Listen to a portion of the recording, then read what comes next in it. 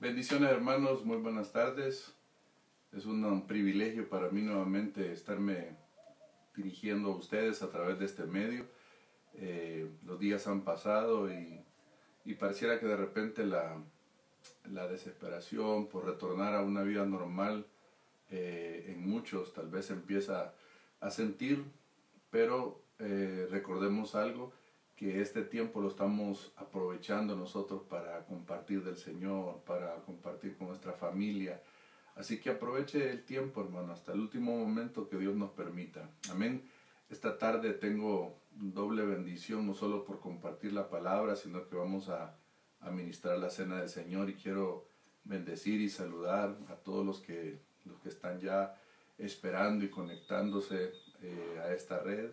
Y si usted puede compartir a su familia para que llegue esta bendición. Hoy el tema es muy especial y muy particular, porque a propósito de la administración de la mesa del Señor, vamos a hablar un poco sobre eso. Vamos a hablar acerca de la mesa del Señor. Y es tan importante, hermanos, así que yo quiero iniciar con este tema que yo he titulado, aspectos sobre la cena del Señor. Pareciera que es un tema que ya lo tenemos conocido, sabedor, pero realmente siempre hay mucho que acordarnos, que repetir, que examinar. Así que yo quisiera que usted me acompañara. Si tiene su palabra por ahí, la Biblia, o su tablet, o su teléfono donde nos esté escuchando, espero que ya tenga preparado. Yo tengo preparado por acá mi copita de vino y el pan para poder ministrar al final. Y será una bendición que su familia esté juntamente con usted compartiéndolo. Así que yo quiero que vaya conmigo a Lucas capítulo 22, verso 19. En realidad vamos a leer dos versículos. Dice Lucas, verso 19, y tomó el pan y dio gracias, y lo partió y les dio, diciendo: esto es mi cuerpo, que por vosotros es dado. Haced esto en memoria de mí. De igual manera, después que hubo cenado, tomó la copa, diciendo: esta copa es el nuevo pacto en mi sangre, que por vosotros se derrama. Que el Señor traiga bendición a nuestras vidas. Permítame hacer una breve oración, sobre todo para ponerlo a usted y su familia, y que este sea un tiempo en donde venga una transformación, y que este inicio de semana Dios haga cosas grandes en medio nuestro. Padre, en el nombre de Jesús, te bendecimos, te amamos, Jesús. Gracias por este tiempo, por este momento, por compartir tu palabra, por cada uno de los hermanos, amigos, familiares que están escuchando, Señor, para que tú lleves aliento y ánimo y conocimiento de tu palabra, Señor, en el nombre de Jesús. Amén. Bueno, le decía yo que he titulado aspectos porque quiero hablar de varios aspectos. Por lo menos quizás son unos 4 o 5 aspectos que quiero tocar con usted acerca de esta ordenanza maravillosa. Y quiero iniciar con ese primer aspecto, porque, hermano, en la Santa Cena es un privilegio, es un mandato, como lo vamos a ver ya en un momento en este primer aspecto. Si me lo podés poner, dejarlo ahí. Es una ordenanza, el primer aspecto que vamos a ver. Es algo que Dios ha dejado establecido, que el Señor dejó establecido para la vida de su iglesia. Y es tan importante, y que se diluye muchas veces. ¿Por qué? Porque no llegamos el día que hay ministración de cena del Señor en la iglesia, o porque en estos tiempos, o porque alguien viajó.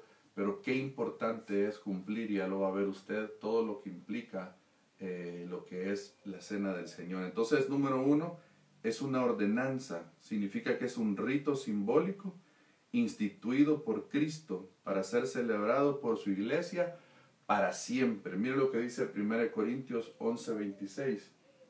Así pues, todas las veces, oiga esto, todas las veces que comiereis este pan y bebiereis esta copa, la muerte del Señor anunciáis hasta que Él venga. Significa que esta ordenanza la tenemos que vivir, practicar, desarrollar durante toda nuestra cristiandad hasta que Él venga, porque proclamamos que Cristo vuelve pronto. Yo quiero recordarle a través de este maravilloso evento que el Señor nos permite, que Él vuelve pronto, que no perdamos de vista que Él vuelve pronto y que lo esperamos. no para escapar, no como alguien dice o como algunos dicen que lo que queremos irnos con el Señor somos escapistas y que la realidad queremos dejar atrás los problemas.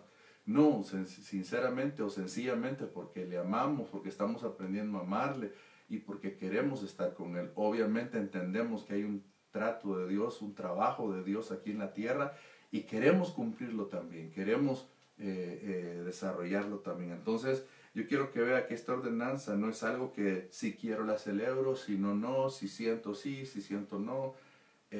Tenemos que entender que es un mandato, es como el bautismo en aguas.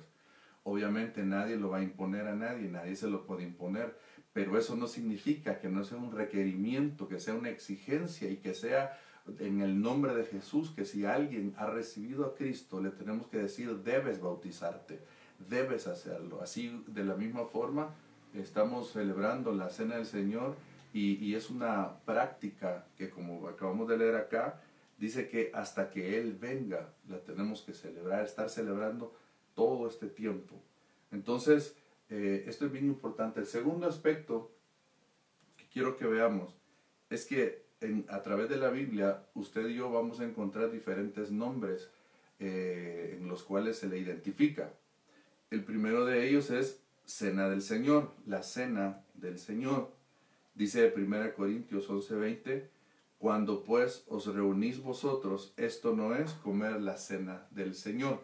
Solo me interesa destacar este aspecto porque el contexto, Pablo estaba trayendo un orden a un desorden, valga la redundancia, la repetición en esto, que estaba sucediendo en la iglesia, que no se estaban reuniendo conforme Dios lo había establecido en su palabra, conforme Dios quería que lo hiciera, sino que estaban haciendo ya un desorden en estas reuniones. Entonces, pero yo quiero que note ahí que dice, habla de la cena del Señor. Esta palabra cena viene del griego deitnos y significa comida principal, banquete.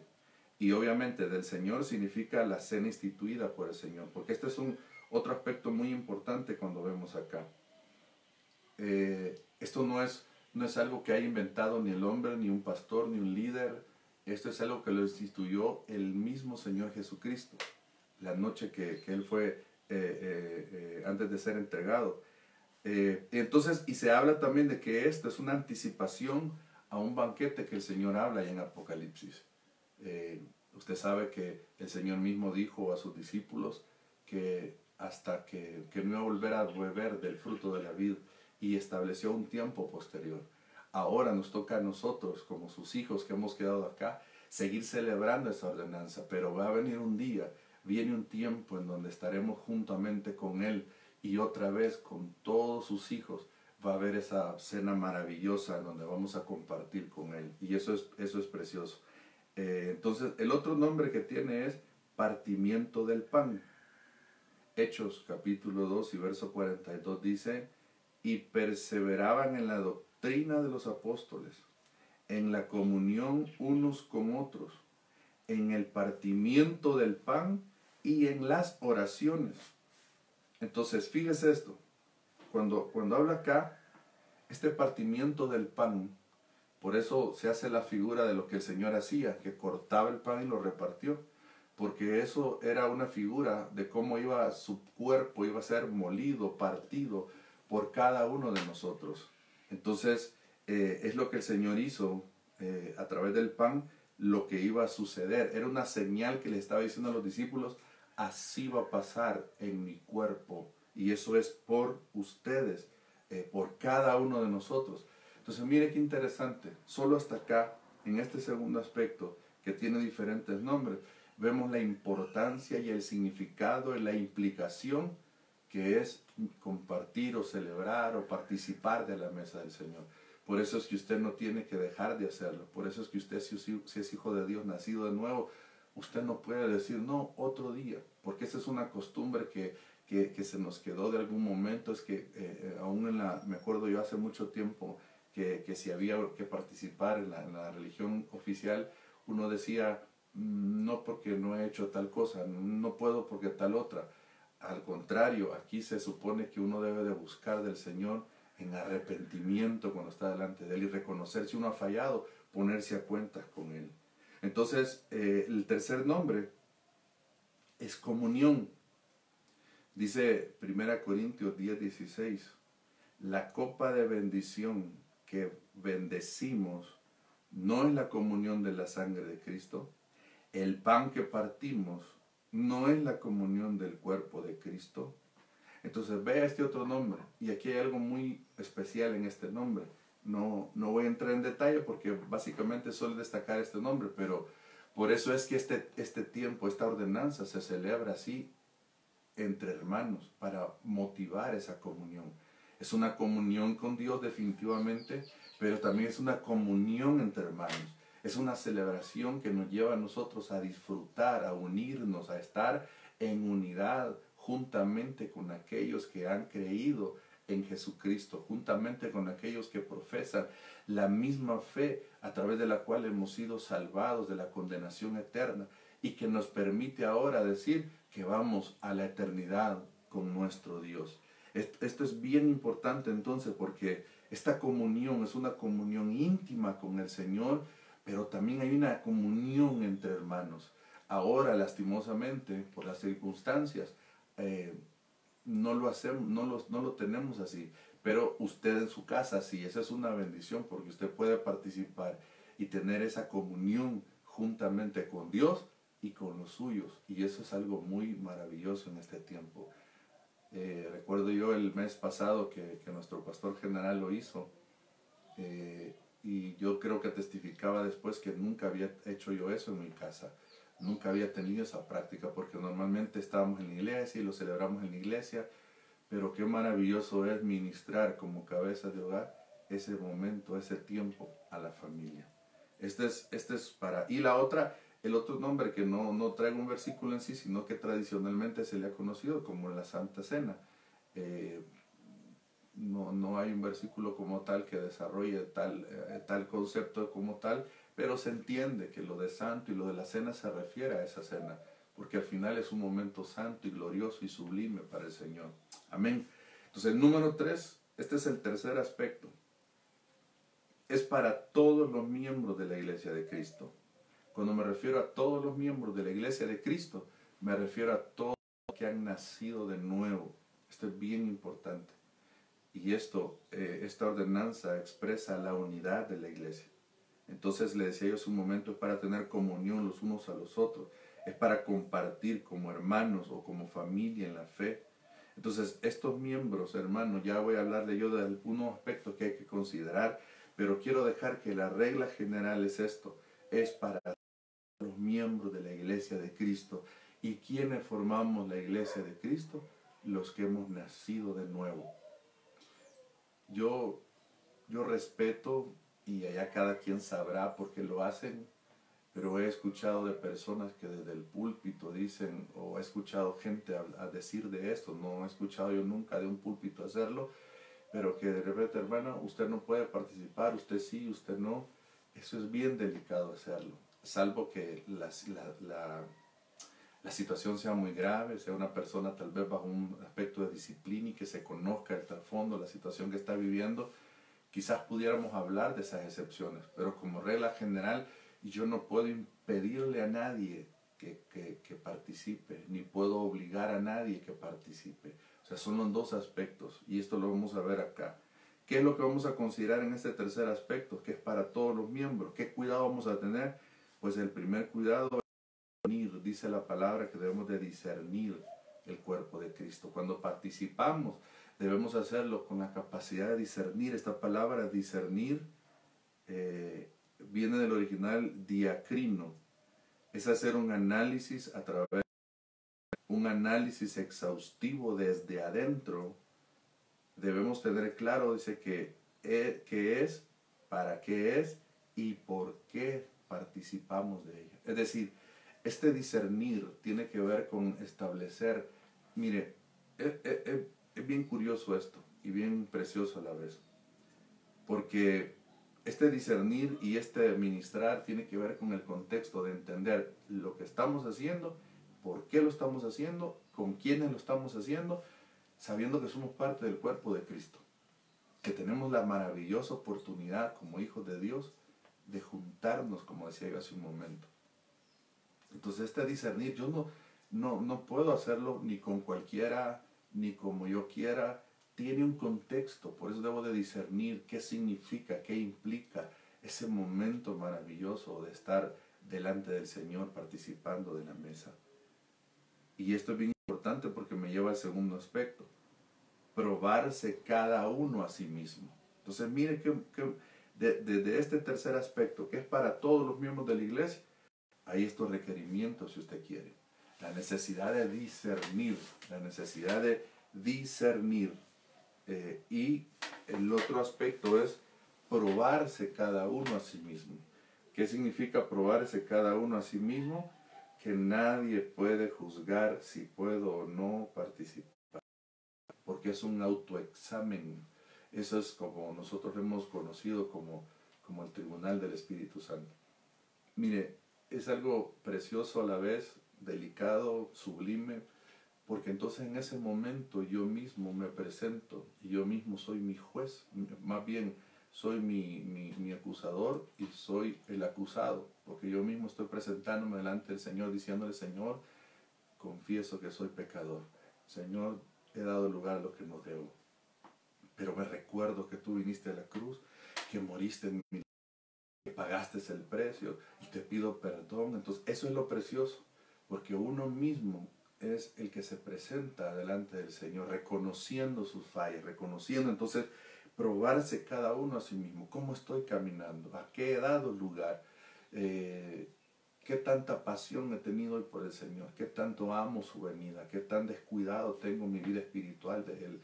No solo se refiere a situaciones graves o pecaminosas de índole que tal vez sea obvio que hay que ponerse a cuentas, sino que muchas veces, por ejemplo, en Apocalipsis el Señor le dice a una iglesia: has perdido tu primer amor. ¿Y qué le dice? Que se arrepienta, que se arrepienta.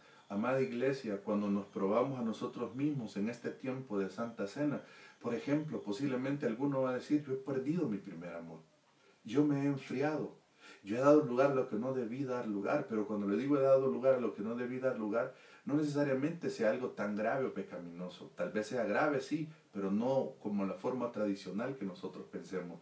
Posiblemente sea que hemos descuidado nuestro lugar de búsqueda, hemos descuidado nuestra entrega al Señor.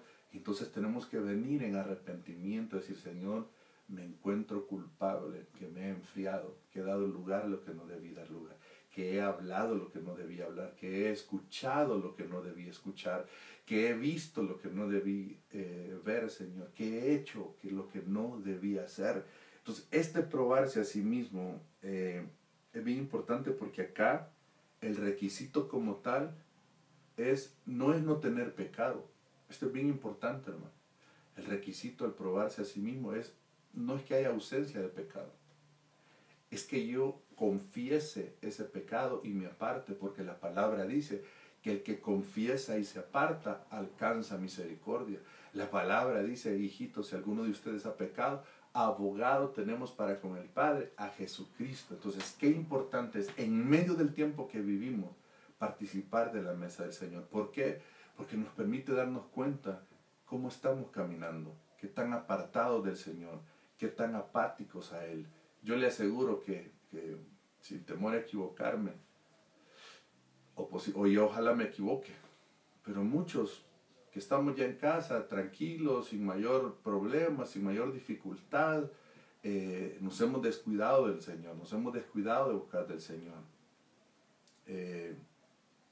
Es delicado ver, y yo no sé qué tanto usted en su corazón siente la necesidad de buscar del Señor, no en una forma religiosa, sino en una necesidad personal de decir, estar delante de Él.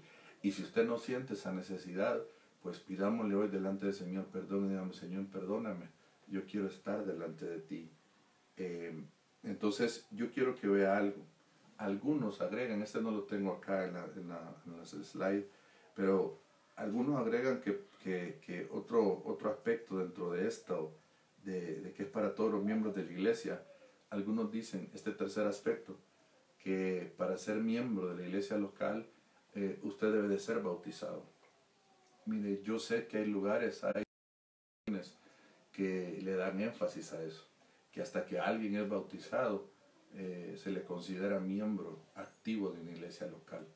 Pero yo le quiero decir algo, y aquí traigo yo el versículo, lo que la Biblia dice, y es lo que creo yo con todo mi corazón. Primera de Juan 5:1, mira lo que dice: todo aquel que cree que Jesús es el Cristo es nacido de Dios, y todo aquel que ama al Padre ama al que ha nacido de Él.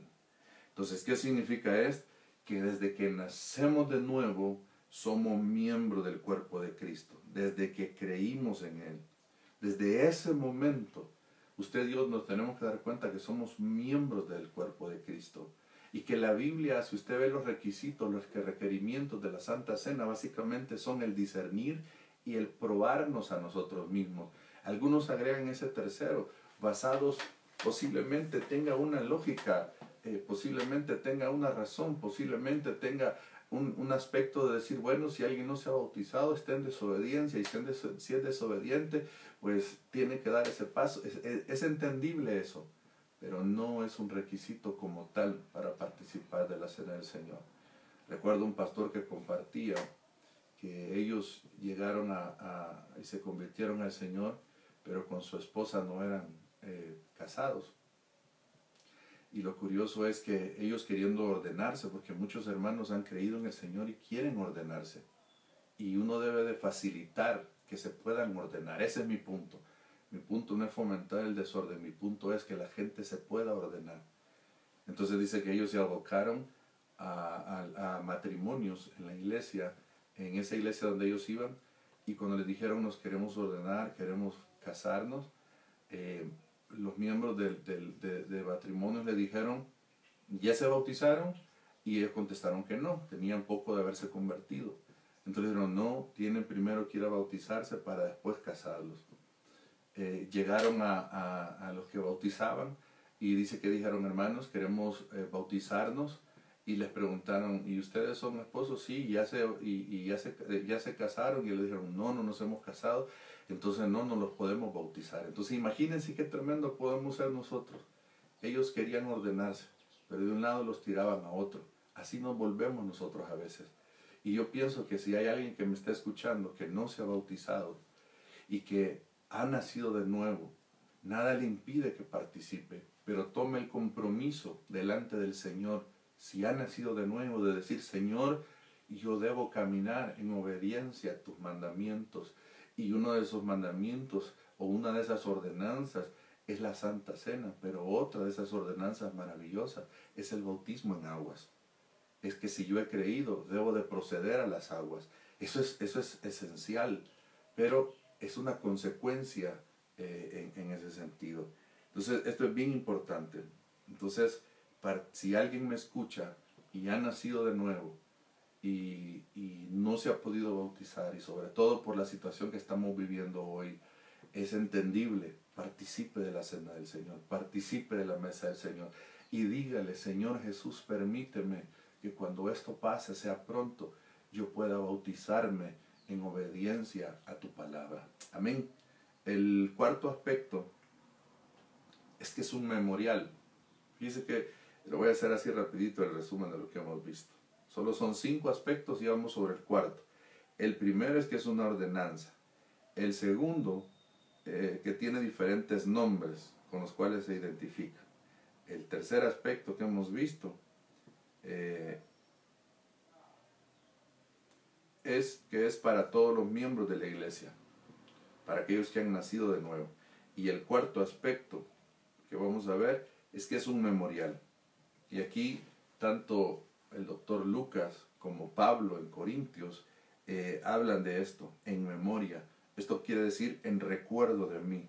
Este término usado en el original es un nombre bien raro, pero es anamnesis, un recuerdo, en cuanto dice acá este escritor, a vivencia subjetiva del creyente. ¿Qué significa esto? ¿Qué entendía yo de lo que él establecía? Es que la vivencia es el caminar, no tiene que ver con lo objetivo del rito, sino más bien con la vivencia subjetiva, con la conversión de la persona, con la experiencia espiritual, con la implicación espiritual de participar de la mesa del Señor. Entonces, así como se parte el pan, así el cuerpo de Cristo fue ofrecido por nosotros, por nuestros pecados, para nuestra salvación, así como el vino se derrama en nuestra boca, así también así fue derramada la sangre del Cordero. Esto es bien importante, porque volvemos a lo mismo. Lo que estamos viendo acá es entonces cuando participamos de la copa, de la mesa del Señor, del pan y del vino, lo que estamos haciendo nosotros es un recuerdo, es un memorial de lo que Jesús hizo. Hay corrientes, hay pensamientos, aún hay un famoso personaje dentro del Evangelio, Calvino, que tiene corrientes que no son como que lo más atinado en cuanto a esto. Y hay otras corrientes todavía más descabelladas, en donde se dice que el vino y el pan literalmente se vuelve la carne y se vuelve la sangre de Jesucristo. Eso no es lo que la Biblia dice. La Biblia dice: haced esto en memoria de mí. Coman y beban porque esto es. Y entonces hay una representación de lo que significa. Entonces cuando yo veo esto es bien importante porque es pan, hermano, es vino, pero que en el momento que lo estamos participando de él, no es que se vuelva algo literal, es que estamos recordando lo que un día literalmente Jesús hizo. Dio su vida, murió en la cruz, derramó su sangre, entregó su cuerpo, fue molido, fue llevado al sepulcro, descendió a los infiernos, le predicó, llevó cautiva a la cautividad, como dice la palabra, etcétera, etcétera. Subió al Padre, recibió y fue acepto el sacrificio. Está sentado a la diestra de Dios Todopoderoso. Entonces, eso es bien importante. Jesús está vivo, no tiene por qué volver a materializarse en esos elementos. Es un memorial de lo que Él hizo, no es trayéndolo a Él a ese lugar. Sí está Él en espíritu, sí está Él con nosotros en este tiempo, pero no literalmente en esos elementos. Eso es incorrecto. Y el último aspecto es que es un sello de un pacto. La Biblia dice que, y dice Hebreos 8:6, que voy a leer 2 versículos de Hebreos: pero ahora Él ha obtenido un ministerio tanto mejor, por cuanto es también el mediador de un mejor pacto, establecido sobre mejores promesas. Y dice Hebreos 9:15, y por eso Él es mediador de un nuevo pacto, a fin de que, habiendo tenido lugar una muerte para la redención de las transgresiones que se cometieron bajo el primer pacto, los que han sido llamados reciban la promesa de la herencia eterna. La Biblia dice que usted y yo somos parte de un nuevo pacto. Ese nuevo pacto que fue establecido a través de la sangre bendita del Cordero. Ahora, ¿qué significa entonces la Santa Cena? Que es el símbolo que nos recuerda constantemente que estamos bajo ese nuevo pacto. Por eso es que siempre nosotros, cuando ministramos el pan y el vino, una de las cosas que recordamos es que dice que es un nuevo pacto. Por eso es que yo, cuando lo ministro, digo que eso elimina cualquier otro pacto de los que deben de ser eliminados, porque hay pactos como el pacto matrimonial que debe de permanecer. El pacto que representa, el nuevo pacto que se representa en la mesa del Señor, es capaz de romper cualquier otro pacto satánico, diabólico, humano, terrenal, que vaya en contra de la palabra del Señor. Entonces, la mesa del Señor es para los cristianos un símbolo que Dios ha perdonado los pecados, que somos parte de ese nuevo pacto, que tenemos mejores promesas, por ejemplo, el servirle, la vida eterna. Entonces, yo quiero ir casi terminando diciéndole esto, que por eso es que es una fiesta, por eso es que esto es una celebración, por eso es que lo que tenemos que hacer es hacerlo con gozo. Yo sé que tiene una parte sublime y especial y de una introspección en donde meditamos en ponernos a cuenta delante del Señor, pero al final de cuentas, después de eso, es una celebración. Fíjese esto, la Pascua, cuando el pueblo judío la celebra o la celebraba o sigue celebrando, era un memorial también.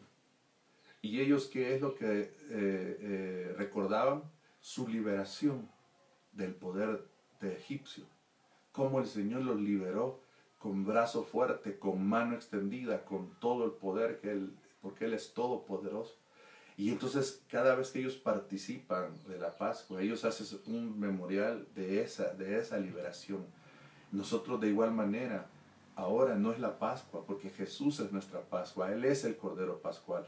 Ahora nosotros lo que celebramos y recordamos es su sacrificio que nos liberó del poder del pecado, nos liberó de la muerte, nos liberó de la maldición, nos liberó de la maldición que venía a causa de la ley, porque la ley nos señalaba el pecado y la ley nos hacía responsables de juicio.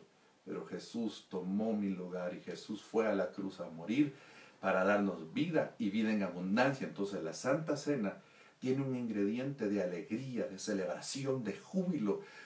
Por eso es que si usted me ve acá, usted me dirá, hermano, y si está en su casa, ¿por qué todo trajeado? Porque para mí es una celebración, es un gozo, es algo que le tengo que yo personalmente respeto. Si alguien no lo hace, respeto.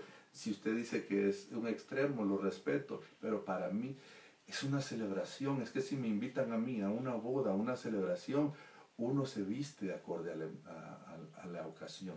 Y eso es bien importante. Entonces hay que celebrar este tiempo.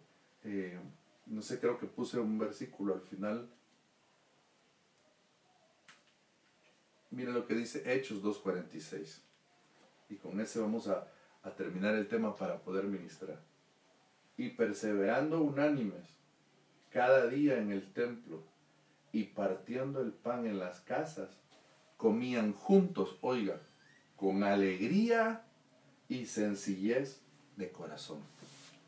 Esto es glorioso, hermano. Significa entonces que yo no sé si usted, porque fíjese esto, yo sé que tal vez para algunos esperan a veces un tema más devocional y está bien, pero le voy a decir algo, hay que conocer un poquito más de esto. Pero lo que quiero concluir es esto. Posiblemente mucho por el contexto que estamos viviendo, ha venido tristeza, ha venido luto, ha venido angustia, ha venido zozobra, pero ¿sabe qué? Hoy tenemos celebración, hoy hay una fiesta y el Señor va a poner de su gozo, de su alegría, de su óleo sobre su cabeza, sobre su casa, sobre sus hijos, y la alegría del Señor y el gozo del Señor, que es nuestra fortaleza, vendrá sobre nosotros. Entonces yo quiero que vaya preparándose con los elementos, con el pan, el vino, si tiene que levantarse, ya lo tiene a la mano.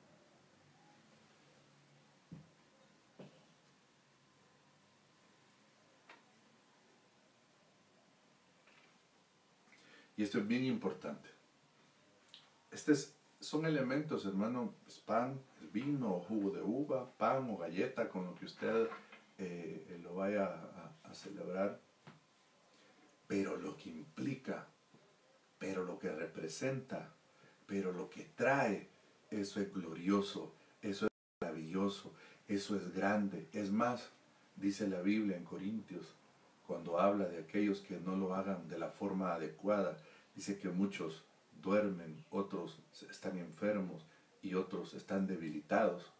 Pero yo siempre lo veo desde la perspectiva, ¿y qué tal los que lo hacemos bien, pidiendo misericordia, poniéndonos a cuenta, probándonos a nosotros mismos, discerniendo el cuerpo del Señor? ¿Qué hay para nosotros? Entonces, a contrario sensu, como dirían en derecho, lo que hay para mí es vida de Dios, hay salud, hay nuevas fuerzas. Y yo quiero decirte, iglesia amada, que a través de esta celebración el Señor va a renovar tus fuerzas, el Señor te va a dar gozo, el Señor te va a bendecir, el Señor va a llenar tu casa y tu vida con alegría. La palabra del Señor dice, hermano, y lo vamos a hacer un tanto práctico, sin leer directamente ahí. Yo quiero que tome su pan y que le diga, Señor, te doy gracias, porque tomaste mi lugar en la cruz, porque moriste por mis pecados, Señor. Me arrepiento, Padre. Señor, en el nombre de Jesús, si yo he pecado contra ti de una u otra forma, Señor, si yo me he alejado, aún en estos días, Señor, si yo me he apartado, hermano, ponte ahí a cuentas, o recibe allá al Señor si es necesario, o reconcíliate con el Señor y dile, Señor, gracias porque tú moriste en la cruz por mis pecados. Señor, gracias, gracias, gracias, porque entregaste tu cuerpo, Señor. Señor, yo te pido perdón, Señor, por mis pecados. Yo confieso, Señor, que he pecado contra ti, contra el cielo y contra ti. Quizás de diferente manera, quizás con mis ojos, quizás con mis oídos, quizás con mi boca, quizás con mis manos, Señor, quizás con mis acciones, o quizás tal vez, Señor, porque he dejado de hacer lo bueno, sabiendo hacerlo, Señor, y eso me es contado por pecado. Pero en esta tarde, Señor, yo me pongo a cuentas contigo, te pido perdón, Señor, te pido de tu misericordia, Señor, y yo sé que este día tú traerás de tu gozo, de tu paz, de tu fuerza. Aleluya. Gracias, Señor. Dijo el apóstol Pablo, porque yo recibí del Señor lo que asimismo os he enseñado, que la noche que el Señor Jesús fue entregado tomó pan y habiendo dado gracias lo partió y lo dio a sus discípulos. Yo quiero que usted participe del pan y participe con su familia en el nombre de Jesús.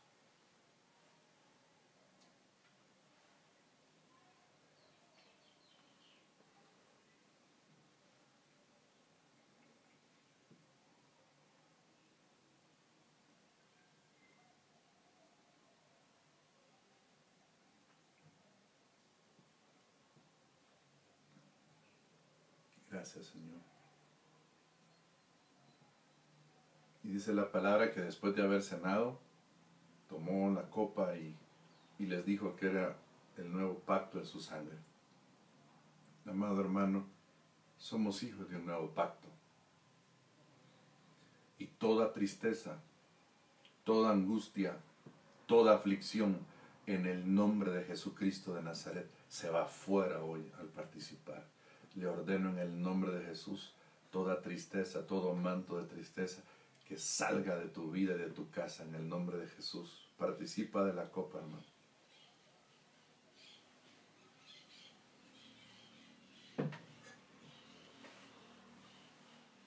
Y dale gracias ahí al Señor. Dile, Padre, gracias, gracias Jesús, gracias Señor. Gracias, mi Dios.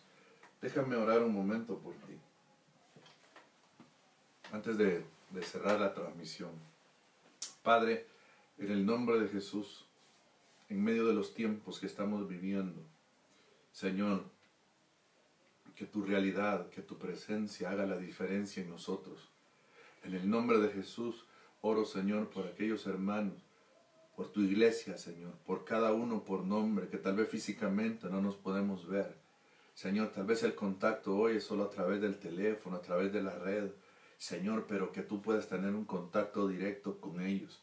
Yo oro por tu iglesia amada, Señor, como iglesia local, pero también por los hermanos que me escuchan, por la familia que me escucha, Señor, hasta donde mi voz se escuche, Señor, hasta donde este mensaje esté llegando, Señor, sea un hospital, sea en otro país, Señor amado, en el nombre de Jesús, hasta ahí llegue tu bendición. Yo oro y bendigo a cada uno de los que escuchen este mensaje, Señor, que recuerden, Señor, que al hacer memoria de lo que tú hiciste en la cruz del Calvario, tú nos diste victoria, trajiste salvación, trajiste liberación, trajiste vida eterna, trajiste gozo, Señor, en el nombre de Jesús, y que toda enfermedad la llevaste en la cruz del Calvario y pagaste el precio por esa enfermedad. Así que en el nombre de Jesús pones tu mano de poder sobre cada uno de tus hijos, Señor, en especial sobre aquellos que están con quebrantos de salud, Padre, en el nombre de Jesús. Pongo la vida de Mariela, Señor, la vida de mi hermana Marilena Olivo, Padre, en el nombre de Jesús, de mi hermana Vero de Regis, Señor, que completes totalmente la obra, Señor. Mi hermana Esperanza, Señor amado, que restaures plenamente, Señor, y que guardes.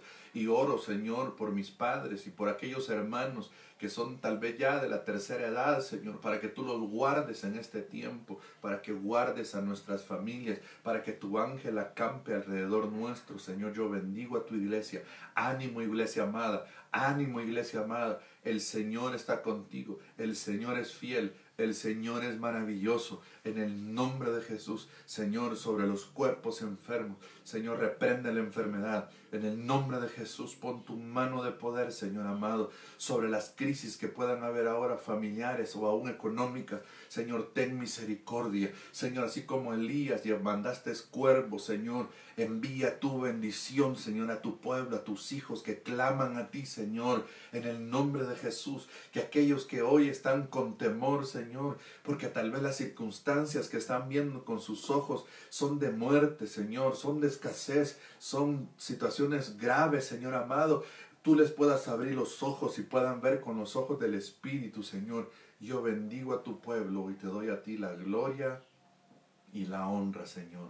En el nombre de Jesús, en el nombre de Jesús, te bendigo, amado hermano, amada hermana. Nos gustaría oír de ti, si fue de bendición este mensaje, que puedas compartirlo, que puedas poner ahí desde dónde lo escuchaste, desde dónde, o la bendición de Dios, que pudieras testificar, o si tienes otro testimonio de lo que Dios está haciendo, háznoslo saber a través de las redes, porque sé que eso va a ser de bendición, no solo para nosotros, sino para todos aquellos que lo puedan escuchar. Que el Señor te siga bendiciendo, amado hermano, amada iglesia del Señor. Amén. Bendiciones.